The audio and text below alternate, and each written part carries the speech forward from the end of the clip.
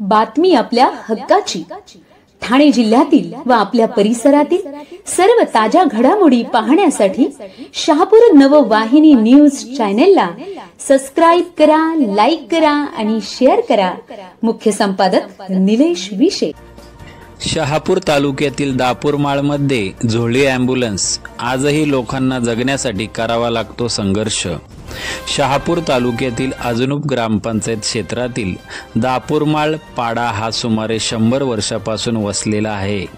शहापूर तालुक्यातील अजनुप ग्रामपंचायत कार्यक्षेत्रात असलेल्या सावरकुट पाड्यात जाण्यासाठी रस्ताच नसल्याने गावातील नागरिकांवर दवाखाना, बाजार करण्यासाठी 8 ते 10 किलोमीटर पायी चालून डोंगर चढ उतार करीत कसारा गाठण्याची वेळ येत आहे।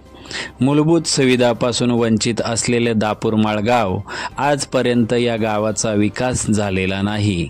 रस्ता नसल्यामुळे अचानक झालेली आपत्ती घटना असेल तर मोठा प्रश्न उपस्थित होतो। दापूरमाळ येथे राहणारे चिमा भिवा पारदी या वृद्ध ग्रामस्थाची अचानक तब्येत बिघडल्याने त्यांना रुग्णालयात आणण्यासाठी गावापासून मुख्य रहदारीच्या रस्त्यापर्यंत यायला 10 किलोमीटरचा पायी पल्ला गाठायचा होता।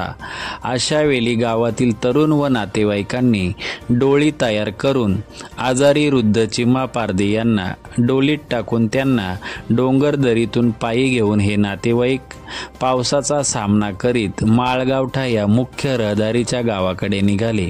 मात्र 10 किलोमीटरचा टप्पा गाठण्यासाठी या ग्रामस्थ व वृद्धाच्या नातेवाईकांनी अनेक अडचणींचा सामना करत माळगावठा गाठला व माळगावातून चिमा पारदी यांना खासगी वाहनाने इगतपुरी येथे रुग्णालयात दाखल केले।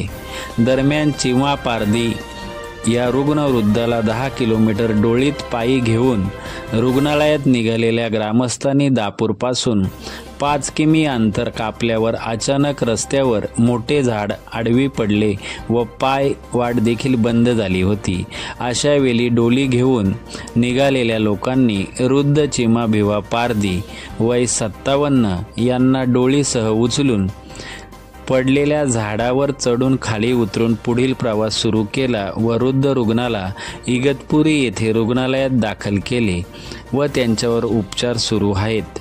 ग्रामपंचायत स्तरावरून सर्व कागदपत्रांची पूर्तता करून 3-2चा परिपूर्ण प्रस्ताव वनविभागाकडे सादर केला असून अंतिम मंजुरीसाठी प्रस्ताव वनविभागाकडे प्रलंबित आहे, अशी प्रतिक्रिया अजय कथोरे, उपसरपंच, ग्रामपंचायत अजनुप दापूर यांनी दिली।